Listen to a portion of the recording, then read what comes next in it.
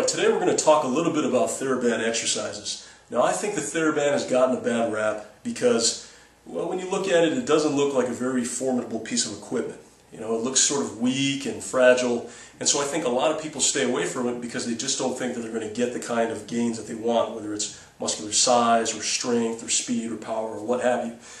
The Theraband is used a lot in Pilates. You see a lot of Pilates instructors use it. You see a lot of physical therapists and athletic trainers use it in their sports medicine and physical therapy clinics. So it has its place and it plays a role in both rehabilitation and prehabilitation. And I use it for sports performance too, to enhance one's performance. But it's how and when you use it that makes the big difference. And that's the same thing with any exercise. But what we're going to do is, I'm going to show you a traditional classic Theraband. This is sort of a thicker Theraband, this dark blue material. I use this a lot with my clients for sports performance as well as to prevent injuries. Works really well. Today I'm going to show you a movement using this. This is a same thing. It's a Theracord with PVC handles.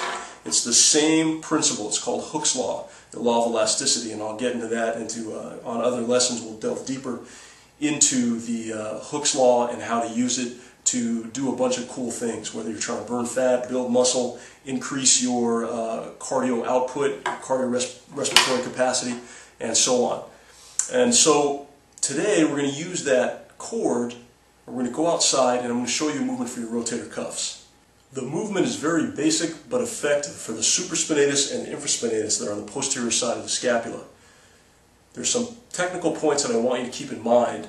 When I'm performing the exercise, I keep my arm perfectly straight, because if I don't, then I'm going to be involving elbow flexors and as well as the tricep muscles in that movement. And I only want to get the muscles of the shoulder blade, the scapula, especially that rotator cuff complex, supraspinatus and infraspinatus. So check this out.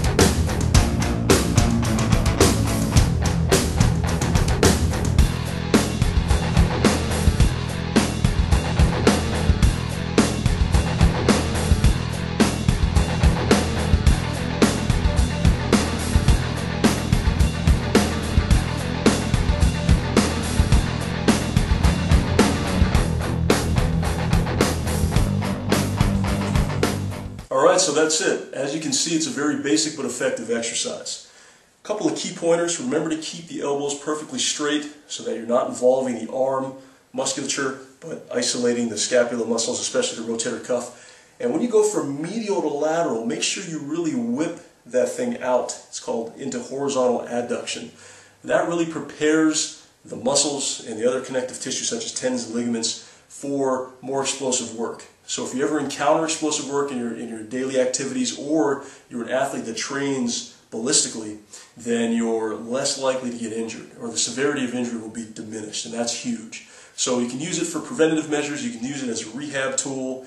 As far as sets and repetitions, it depends on what your emphasis is. If I'm using it to warm up the rotator cuffs for heavy pressing, say heavy bench press, then I may do just a set of 10 on each side and do it really ballistically and getting the fibers ready for heavy training. If you're using it as more of a recovery, you're doing a recovery day and you're using it more for restorative means, then you may do 2-3 sets of 10 to 15, kind of depending on what the situation is. But I hope that helped you, and we'll see you again on another episode. Take care.